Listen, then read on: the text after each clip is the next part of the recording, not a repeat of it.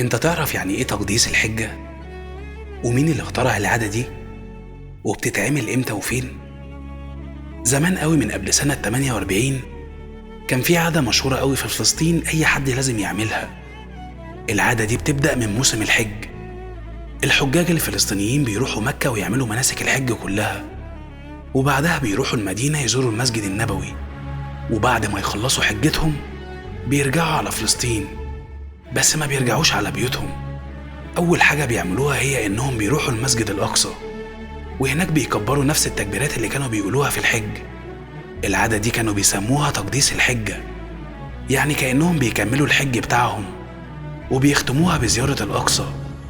وده لأن الرسول قال إن المسجد الأقصى هو أول قبلة للمسلمين، وتالت الحرمين بعد الحرم المكي والمسجد النبوي.